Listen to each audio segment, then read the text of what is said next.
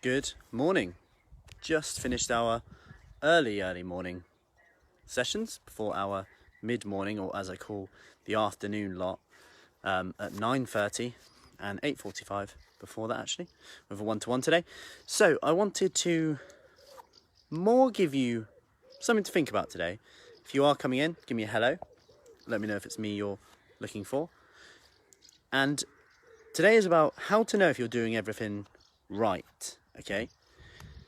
When it comes to nutrition, because I get nutrition is the most confusing thing out there. You've got low carb 1 minute, you've got keto the next. Morning, Diane. You've got keto, you've got low fat, you've got the Mediterranean diet, you've got a vegan diet, you've got a vegetarian diet, you've got a carnivore diet.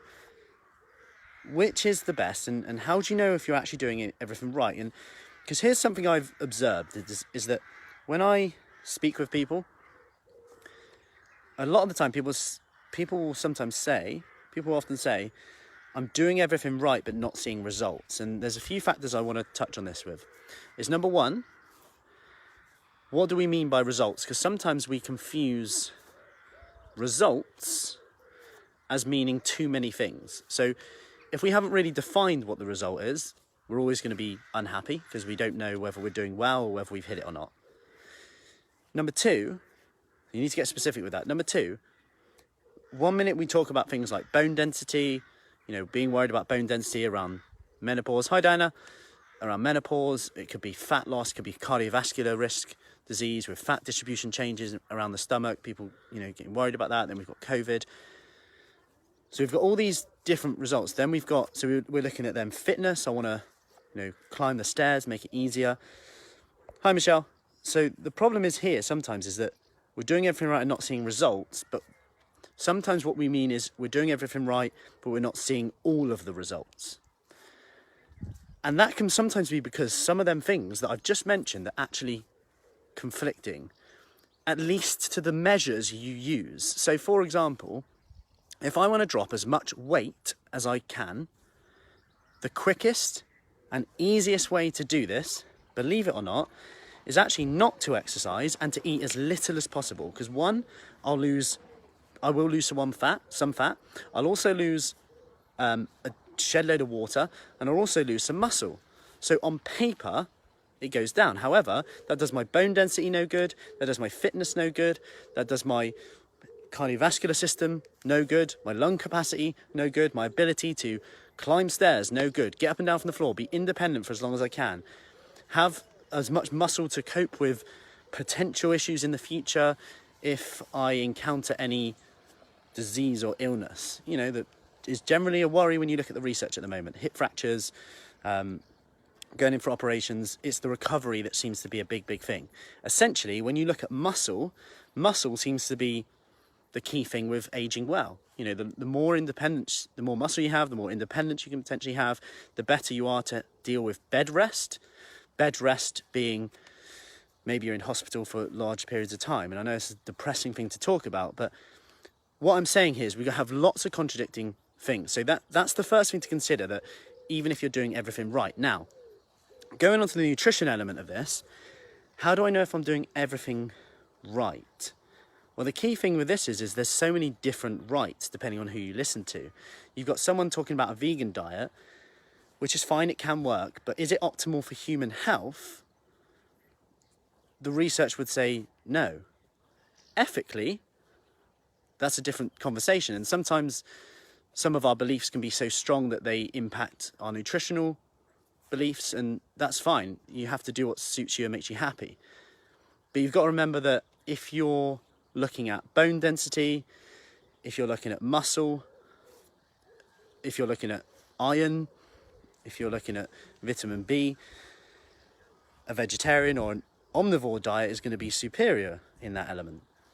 So we've got to look at, okay, am I doing everything right for this goal? Then you've got to look at fat loss. Okay, well, I'm struggling to lose fat. Well, the key with losing body fat is a calorie deficit. Now, you've got to consider that how hard a calorie deficit you go in.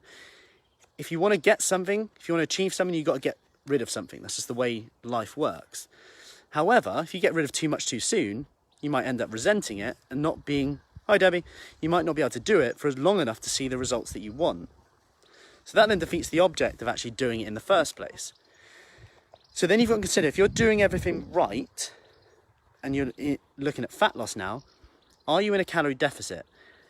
And if you want to know how many calories, I'm not saying you have to count calories here, I'm going to talk about a few things now. So if you want to see how many calories you need, I'm going to drop a link in the comments, and there's just a calorie counter. Not that you have to actually count them, it just calculates how many you would need to lose body fat. And even if you just did a rough guess for a day and tracked it, it can be quite educational. Hi Deborah, got a lot of Debbies on today.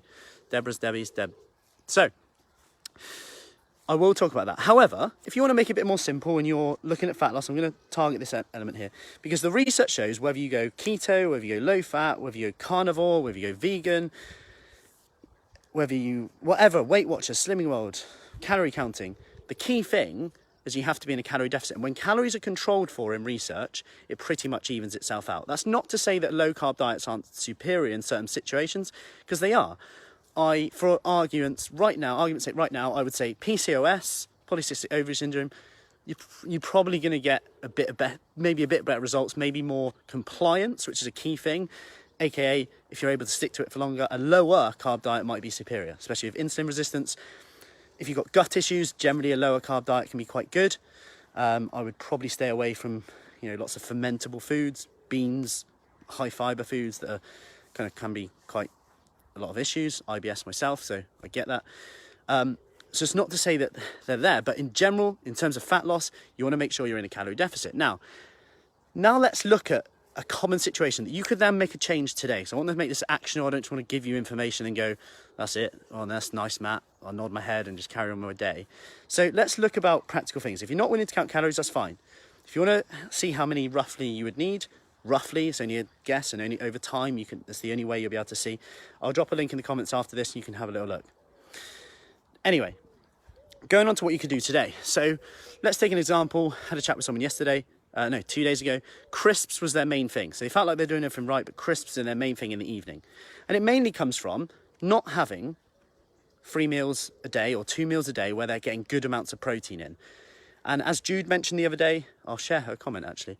She commented on one of the videos I did the other day, and she said just how amazed she's been and how in control of snacking she's been since she's had protein at every meal, and now she's more full up. Hi Caroline. Which is amazing, because how liberating is it to be in control of your snacking? And protein isn't just there for, muscle, etc. It helps hunger regulation. And actually, every bolus you get, so if you have 2 meals a day and you have 2 good sources of protein in, that's going to help stabilize things a bit more. Whereas if you have it all at one meal, you might not get that same effect. Morning, Judy. So consider that, okay? Consider that in that situation, all that she's done is very simply, she hasn't counted calories necessarily, but it's just getting protein each meal. That's a really good example.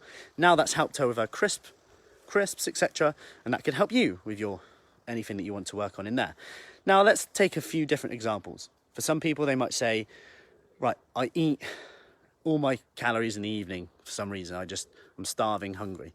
Okay, so now let's just make a rule today that after 7 p.m. you have to do something for you. And you stop eating it after 7. Okay, like what? All right, you're going to have a bath and read the book you wanted to read, that you feel guilty about doing because it feels like you're relaxing, yet we feel guilty when we eat those foods anyway. These are just examples. I'm not saying you have to do these. You have to kind of come up with your own with this. But this is something that we work on in the Kickstart in our one-to-one. But anyway, I hope that gives you some ideas and some actual things you can look at. It's not that eating after 7 p.m. is bad. I mean, it could be if you overeat and your high blood sugar levels go up. And it could be if you overeat, that could impact your sleep. But just consider that when we look for energy, sometimes we often eat when actually we just need to actually feel our feelings. Because how you're feeling right now is how you're supposed to feel to get to where you want to be. So if I'm feeling tired, that's how I'm supposed to feel. That means that I need to probably have a bit of a rest, do something for me, meditate, have a nap, read a book.